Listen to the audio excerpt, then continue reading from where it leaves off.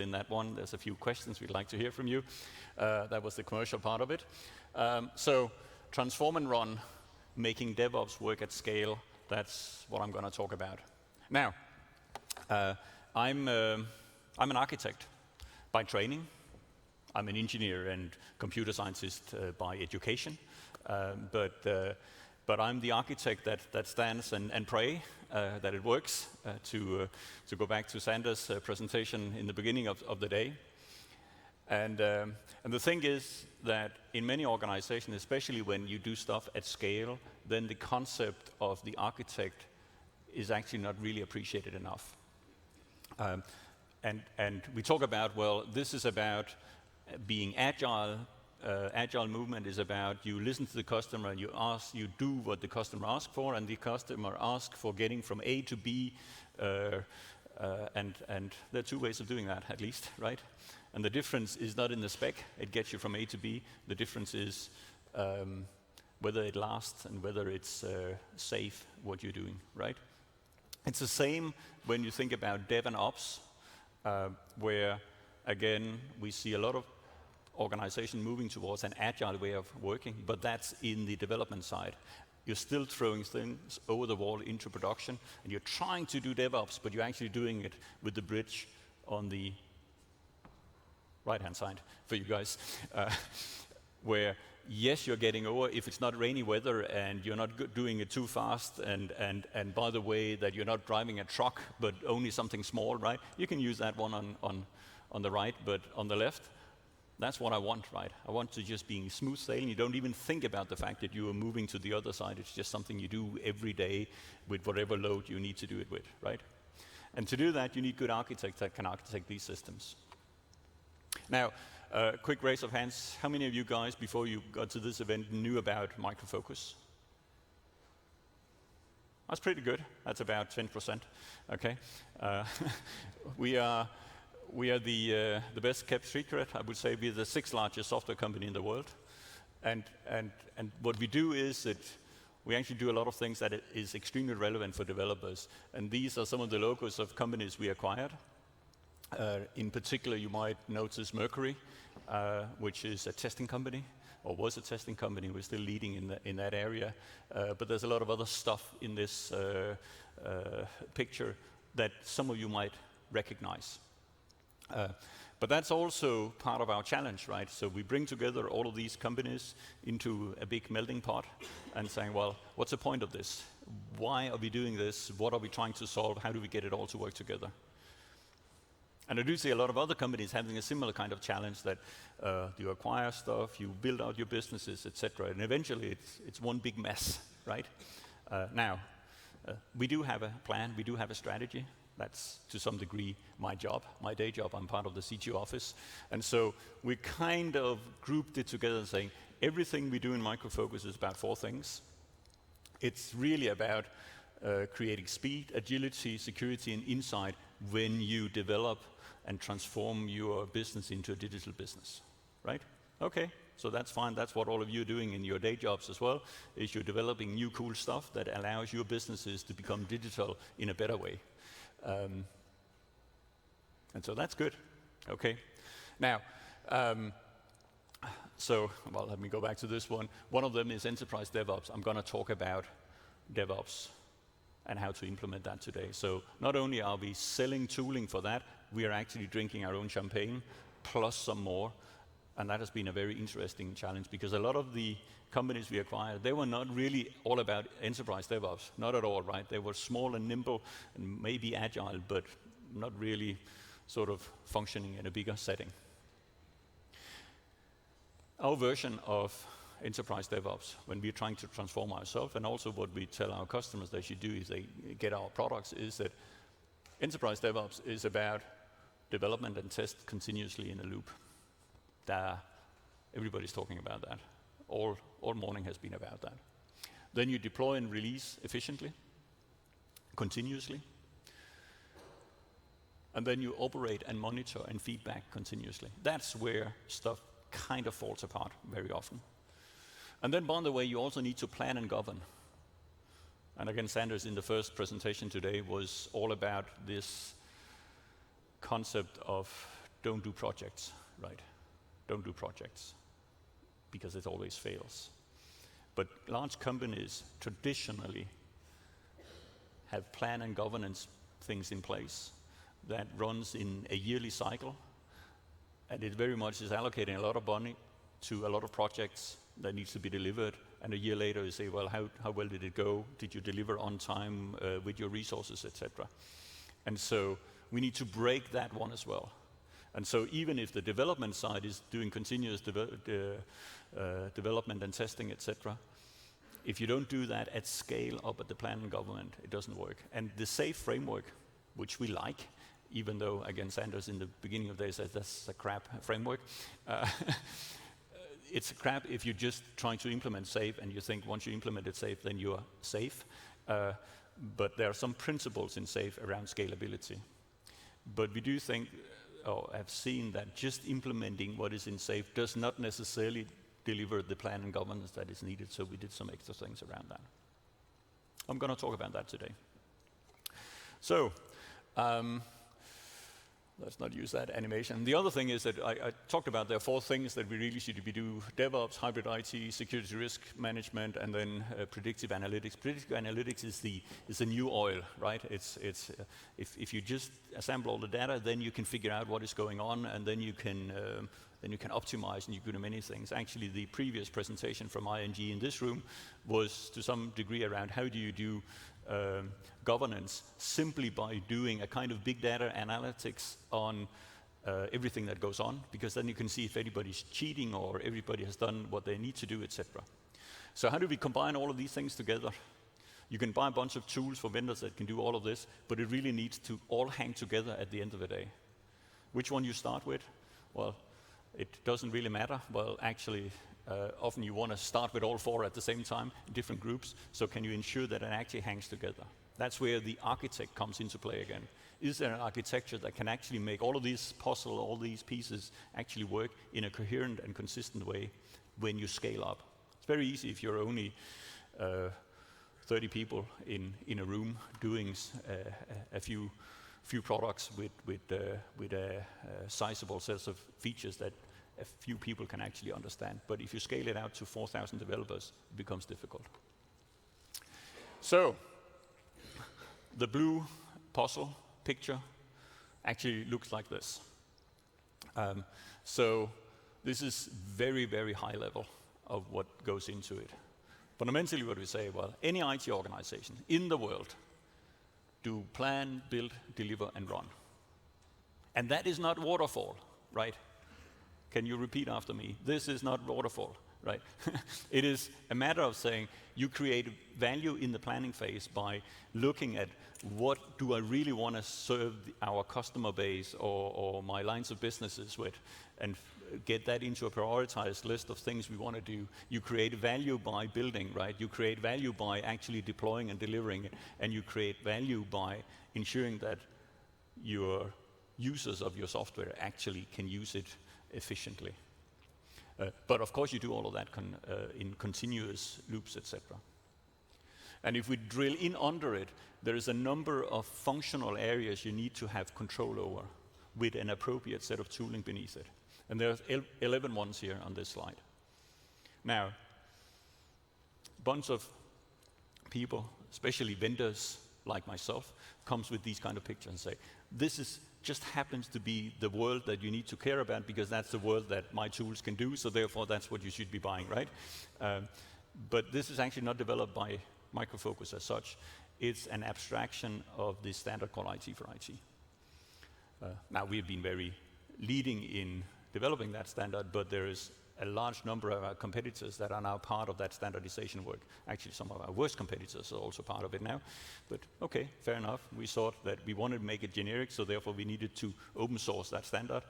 It's available on the opengroup.org or opengroup.org/IT for IT. So you can just go in, download it yourself, read it as you please. There are training courses and all other kinds of things about it. It's not a Micro Focus thing.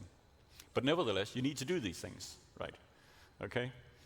And it goes a little bit back to the ING presentation in the breakout session before, is that can you actually then standardize a set of tools for all of these areas so that you can get everybody working in the same manner across the company? Now, if we think about it from the DevOps perspective, my previous spinner with 4 corners, there are 4 different things. There is a continuous build and test. This is use case number 2, where you continuously want to create quality and security in what you develop, right? So we need an efficient tool chain for doing that. You need to do the optimize of what you're doing, right? So you're having hundreds, actually in Micro Focus we have about 400 agile teams, right? 4,000 developers, sort of balance out that way nicely. But how do we optimize that they're all working on sensible things? And yes, some people say, well, you should just give everybody freedom to pick whatever they like to do, self-organize, etc. It doesn't really work that way necessarily in an organization with 4,000 developers. There needs to be some structure, and we need to do that. But we need to do it in a continuous manner, as I mentioned before. So, and then continuous deployment, accelerate, automate how you put stuff into production, everything as code, so that you don't configure stuff at the run side. You actually make sure that any changes are being done at the code side and then being pushed in. And the only way you can do that is that you have a continuous improvement loop that goes backwards again. And don't be confused about that the 4th arrow here is number 6. That's because it's part of a bigger framework where there are a 4 and 5 in between, but we'll come to that later, trust me. So that's what we're going to do. So you have this underpinning of 11 areas where you put tools in place, and then you need to make sure they're integrated together. Tools by themselves are nice, but it's only if they're integrated they really create value. Back to Micro Focus internally. We have security built in our shift left, so we scan about between 10 and 20 million lines of code every night. So continuously, whenever something is being checked into Git, it gets checked out during the night. It runs through a security scanning mechanism. And if it finds anything that doesn't seem reasonable, it is automatically put back into the backlog of people, so that the next morning the developers say, well, shit, I did a buffer overflow potential violation of a security policy, or this is a possible SQL code injection issue here, or whatever kind of things. We do about 100,000 builds annually. So every time you get to these DevOps conferences, you hear the statement about how often do Facebook do releases. I can't remember the current number, but it's something you measure in seconds and not months. But actually, even though we came from a pretty traditional world of how to do products, it actually adds up quite a lot. And what we've managed to transition over the past 2 years is into a mode where, well, you can divide by 365 into this one. It's about 300 releases a day or something like that, which is pretty impressive, right? Of course, it's across a number of different products, etc. And now it says builds, not releases, but essentially, again, we're back to the point of saying, well, whenever you build, you have something workable. So everything in principle could be released. Run an awful lot of automated tests in our organization. We have a support department at the front end. They get about 180,000 tickets annually. That's an enormous volume you need to process in an efficient manner back to the software division. And it all runs on top of a decent hardware infrastructure. The 19,000 servers is actually, we have about 20 data centers around the globe, but we are in a strong process of moving more and more of this into the cloud. So increasingly, what really counts is the number of virtual machines, and they are some of them on our own servers and some of them on the cloud infrastructure, either Amazon or Microsoft Azure, but also a little bit on Google and a little bit on Oracle. And why don't we standardize? Well, we don't standardize there because we want to have the flexibility. And secondly, our customer base is using all of these things, so we also need to use them. I would expect that in a couple of years we don't have any servers at all. But a big organization, you can't just snap your finger and say, done with it. You do it over time. Yeah, and by the way, well, we came from an organization that, if you go back 5 years, it was pretty waterfall-ish, a lot of places, to a point where pretty much everybody works in an iterative, agile, and what's the difference kind of mode. And we are moving towards DevOps. And DevOps is actually problematic if you're a software company.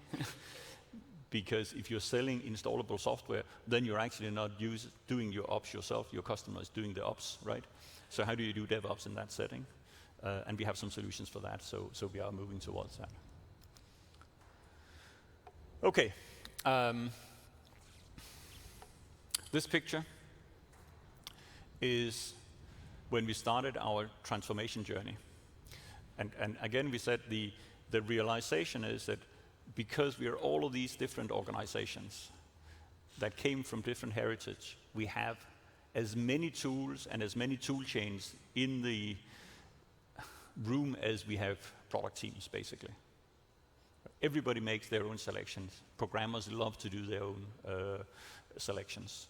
Everybody wants to optimize what is going on. But in reality, that implies that every individual development organization was a silo. It couldn't collaborate with the neighbors because they were using different tools and then made it different. You couldn't just take some of the source code because it was different source code repository, etc. So we really had an issue in getting the benefit of scale out of our organization because we are not aligned.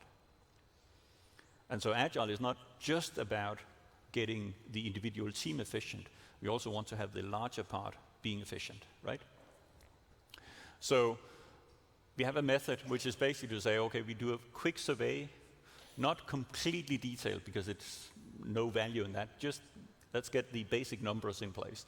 And so again, we use that general frame, 11 boxes. We really ignored the compliance and governance initially. We actually have a program around that as well, but I'm not going to talk about it in details today. And then we, for instance, discovered that within the development lifecycle management, we had 31 different tools. Now, you have to understand also that Micro Focus is the leading provider of agile development lifecycle tools.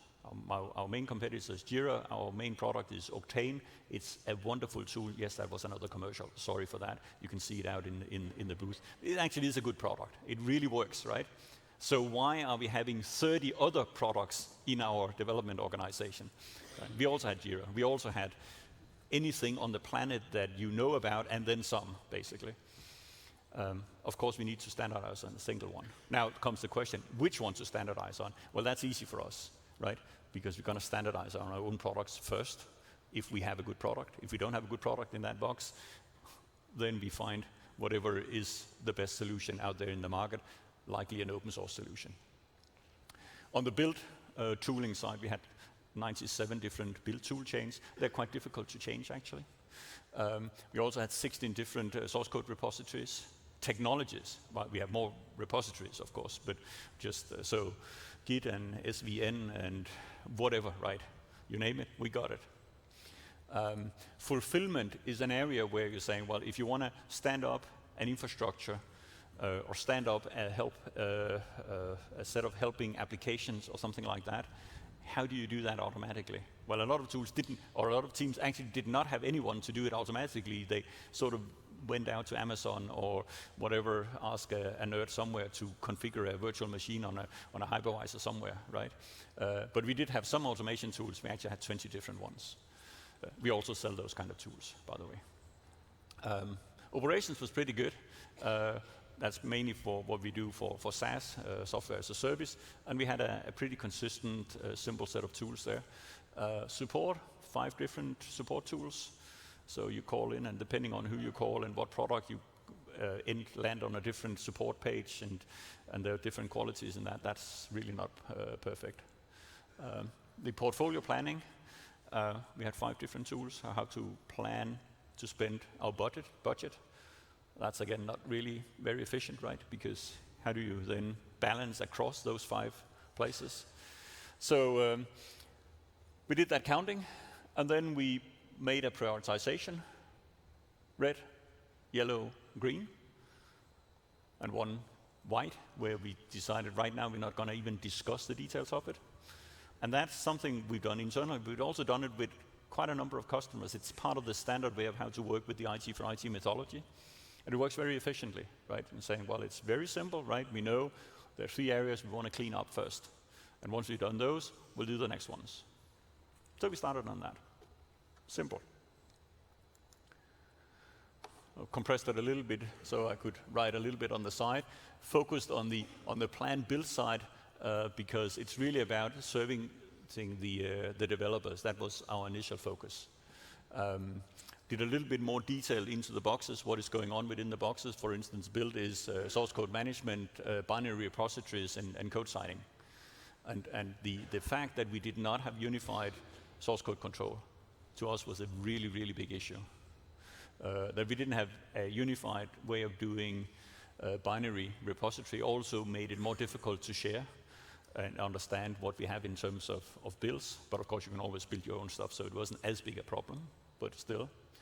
And then how do we manage the releases? How do we control what we actually release? Again, we are coming back to we're doing about 100,000 builds a year, 300 builds a day. So what is actually going on? Who has the bigger picture, right? But development lifecycle number 1, and portfolio management, product to market planning, also a high one. And then finally, the infrastructure that it all runs on. How can we efficiently manage that infrastructure? And so we selected the 2B architecture. We said, okay, we're going to use Octane for application lifecycle management or development lifecycle management.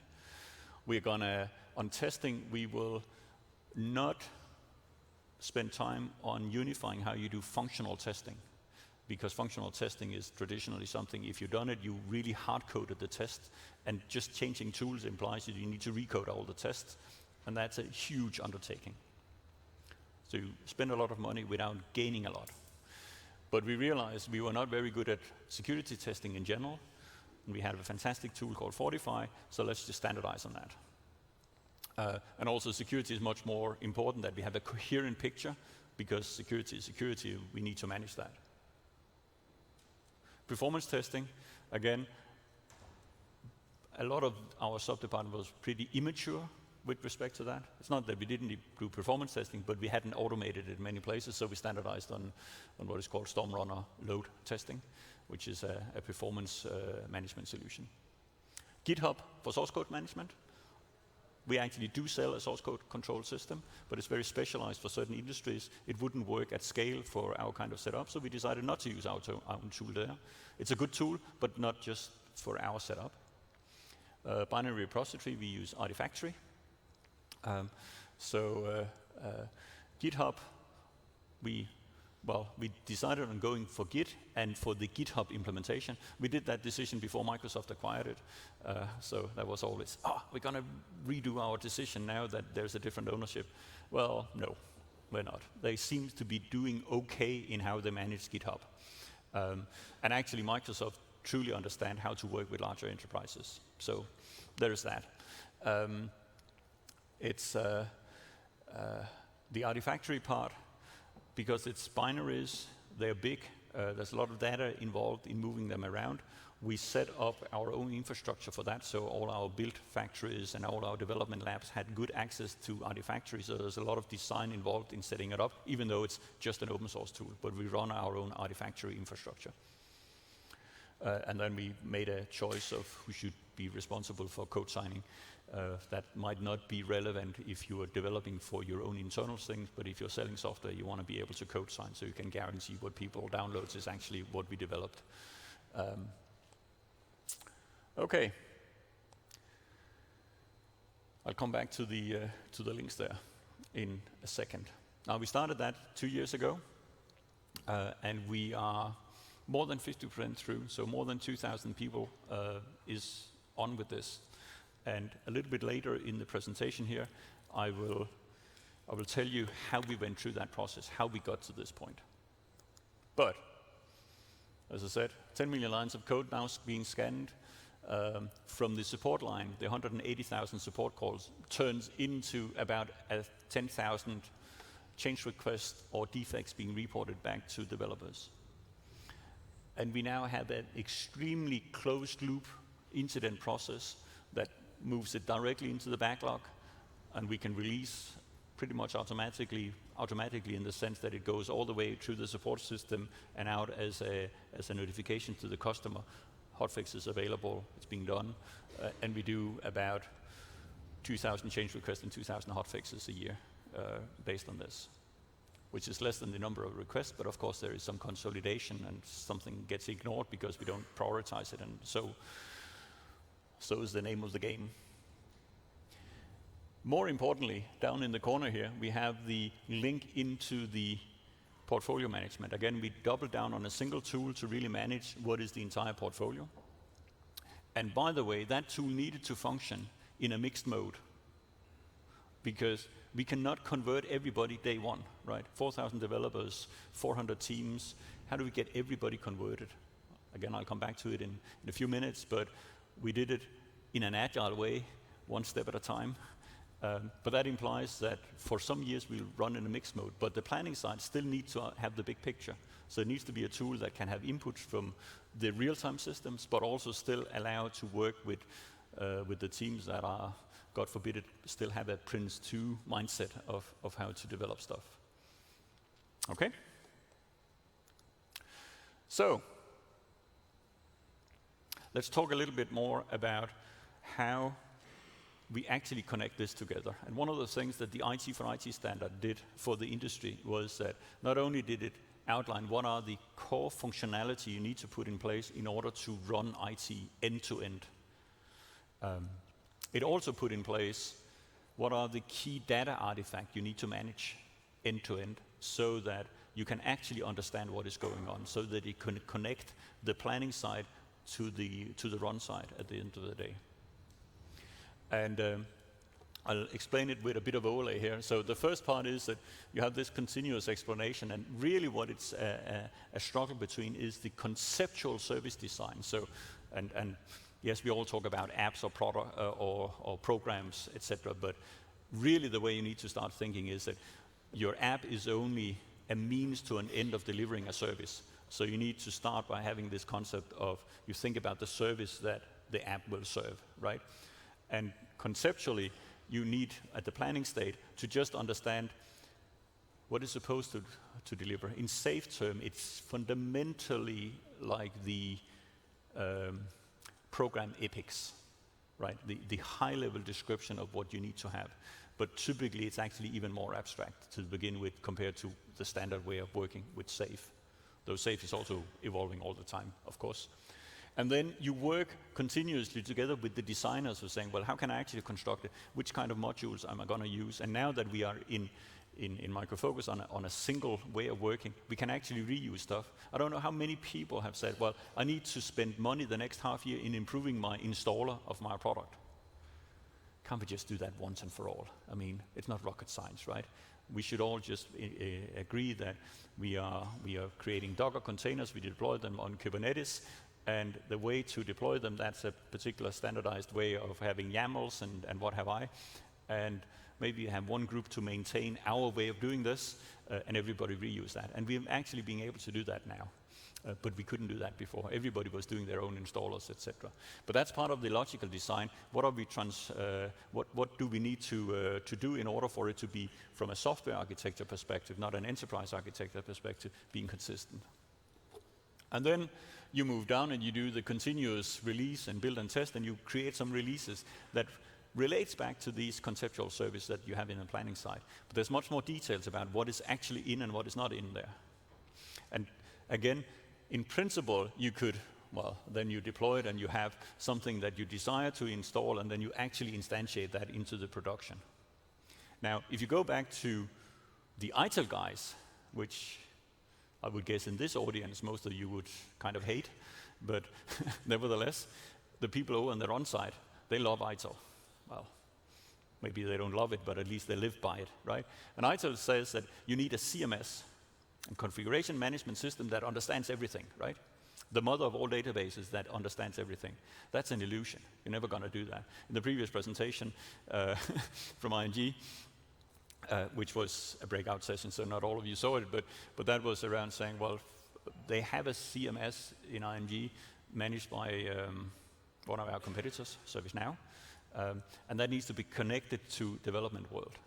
I'm pretty sure that ServiceNow believe that they can actually be the CMS for everything end-to-end, but it's an illusion. That doesn't work that way, because the application lifecycle management, the release lifecycle management, the tooling you're using there is not going to be the same tool as you have in production. And actually, now and then you have different production environments, you have a set of different development departments, and you need those to actually interact together in some strange way. And so getting that connected is very important when you deploy it, that you actually maintain the traceability across these systems. And so we build that into our toolchain, that you can do that. And then events and incidents and back to requirements and defects. Get that automated as well. Get that linked to actually work. A lot of organization, that's emails and pushing back and forth and who should be responsible. How do you actually do that? It's not simple if you're a large organization. If you're a small organization, you have one backlog and you have one product and you have one incident desk, then it's easy, right? If you are an organization with 18,000 people in total, 4,000 developers on the left-hand side, then that's not easy, right? But you can still do it. You can actually automate that. It also implies that you need to rationalize a bit. And you can even release runbooks. Now, again, you can say, well, I really don't want to make changes in production. If something needs to be changed, it needs to go back to become code and be pushed out. That's the mantra of the modern world.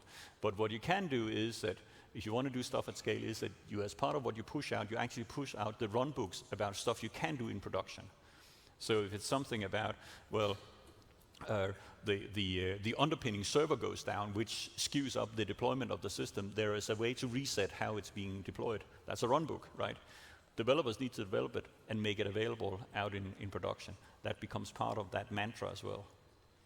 And so what we've now done is that we are forcing our developers to say, you are now responsible for our software as a service implementation. We have a group that runs software as a service for our own products. If you want to consume it as a service, that's fine. We have an entire group that runs this, with thousands of customers on it. But we say whenever that needs to be upgraded, it's not the SaaS organization that pulls it in from development. No, it's the developers that is responsible for pushing it out to SaaS. And it completely changes the mindset of developers, because they are scared shitless, pardon my language, when they are suddenly being asked, because they say, we released a new product, and it's you can upgrade in 5 minutes. You just press this button, and it'll automatically redeploy the right Docker containers, and it works. Okay, fine. Please do it on SaaS over there with the 10,000 real-time customers running on it. And yes, you're going to get fired if we lose the customers, but whatever, right? I say, no, but then I need to test it more. Then I need to have a rollback plan. Then I need to, okay, if you think that's necessary, because that's exactly the problems that the operations guys have struggled with, is that they were nervous that developers didn't really have the quality needed. Now it's developers' own responsibility. And it completely changed the mindset about making stuff easier and more automated. It's not all developers that likes it, fair enough, but there's a reason why you get a salary. So, and then there is an extra, just to complete part of the picture here. I said I add in the number 4 and 5, so this is number 4. You also actually need to, when you release stuff, it's not enough that you put it into production. It also changes what the customers of that product can actually consume. So there's something about how you organize the commercial aspect of making a product available. And again, traditionally in our organization, that has been a completely separate stream of product managers and systems that are being updated, etc. And we just need to automate that as well. You typically don't see that in many DevOps conferences because, well, if you're only an internal organization, you just push a single product, then you don't have that problem. But actually you do have that problem because the IT department and the lines of business developers need to make these things available to all the other people in the organization. And that should be through a service catalog, an offer catalog, where you can just go in and click the button and actually get your service right. And it should be part of your development mindset to do that. Okay, so In the bigger picture, kind of a little bit of a repeat of the previous one is that what are the products we put in? We put in a lot of our own products, and the only one that is new, two ones are new here, maybe three even. ArcSight is a security product, so we also run a very thorough security check on what we run online for obvious reasons. And then in the governance and compliance, we basically say everybody needs to feed a single data lake with the information about what is going on, because then you can do governance, then you can do a lot of security check, then you can actually find an awful lot of insight that can lead all the way back to planning. And we use a database for that, an analytic database. It's called Vertica. There are many other potential solutions, but we use Vertica, which happens to be our own product. And by the way, Facebook will use it as well, and a lot of other big companies, so it does scale. It's complemented with Kafka as the way of ingesting. Kafka is a wonderful technology. Everybody should use Kafka for something. I don't know what, but you should use it. It's fun. We complement it with open source tools in general, where it makes sense to build it up. And that is the toolchain. And everybody is going to get on it. And some people don't like it. So how do we make that happen? Because they say, in principle, we want to do it, but we don't have time right now. That's a standard excuse. The other excuse is to say there's a missing feature. I say, yeah, but really? It's a pretty good product mix we've chosen, so the feature one we can get away. But that one is a real issue, right? We don't have time right now. We're too busy. So we basically what we did, and you can see, well, it's a graph and all of that other stuff, but it takes some time initially to get onboarded, and then you can get rid of the system, and then you can get your savings out of it. So we created an A-team, which is basically just 5 guys, that goes around and do the conversion of teams. And at the same time of moving stuff from one source code repository to another one, onboarding their Kanbans onto the Octane system from Jira or from other application lifecycle systems. They also teach them in how to use the new toolchain and start working more agile than they did before. Agile is not a yes or no, it's a roadmap, right? It's a mindset that you can change. And we are 50% through that process, a bit plus, but that's how we do it. Not a big bang, and it works. So, to conclude, you have to understand your landscape and how to actually get this to work. It's not just the CD pipeline. It's a bigger pipeline than the continuous deployment pipeline. Then you define your to-be state and you standardize it. At the end of the day, it's wasted effort if developers need to develop their tooling strategy. It's a fairly well understood practice, right? And then transform. Concept of the A-team really helps. So that's what we've done in Micro Focus, but it's also what we actually want all of you to do, and we can help you with doing it as well. So with that, I'll end here. Thank you for listening. Big round of applause for Lars Rossner. Thank you very much. Before we go into lunch, we have time for a little bit of questions. Yeah? Yep. Okay. Who's first? Sander, how was it for you? No. Sorry, kidding. Question? Yeah. Is this a microphone? Yeah, it's a microphone. It's not a talking stick. Thank you for the talk. It was. I didn't know about IT for IT. It was very interesting. You had a few jokes about, oh, that's what I paid for. That's what developers are paid for. Programmers really like to decide on their own. They don't like it. So I wanted to ask you: is it the best way to make people go on board with this idea of DevOps, of continuous integration, this like sword above their heads? Or is it more like an A-team that's like gently helps them transform into the way they should? Yeah, they should be. So I think it's a combination for sure.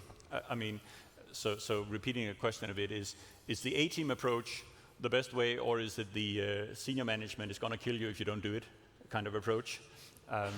And we honestly, we did both, right? We gave them the A team, and if they didn't say yes, then we came with the senior management and say, okay. No, actually, we did something in between as well. And that was to say, okay, if you want to stay on your same tool chain, it's okay. But then you're responsible for all the integrations to the, not just the CD itself, the continuous deployment toolchain. Everybody can build that pretty simple and make it run. You still need some hardware for it, you still need some people to maintain it, there's still issues with it, etc. It's the integration towards the planning system, integration towards the front-end support systems that is problematic, right? And then it's this fact that if you start sharing code, then how do you actually make that work? And you say, you want to stay on yourself, but then you need to maintain all of that. That was step one. Then the step two is if they say, okay, we'll do that. I say, okay, how much effort do you use for that? And then I say, well, it's 10 guys that we, okay. So you think that it's okay for us as a company to spend 10 guys doing something that is a repeat of what somebody else is doing. And then senior management comes in and say, I don't think so, right?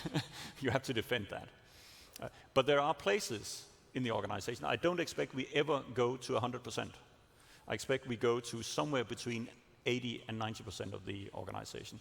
There are certain products that are more in maintenance mode, and it doesn't really make sense to make a transition. There are also a few of our products that are very, very specialized in what we're doing. We are doing COBOL compilers, for instance. That's one of our products. It's actually a growth business, double-digit growth every year. There's more COBOL being written than any other programming language in the world. And it's object-oriented, and we have a DevOps toolchain for it, etc. But it's a little bit more specialized, so we give them a bit of slack, especially because they earn us an awful lot of money. Thank you. Okay. Another question. We're all ready for lunch? Yeah, that's a problem being just before lunch. Yeah. Kind of hungry. Thank you very much. One applause for Lars. Thank you. Lunch, guys.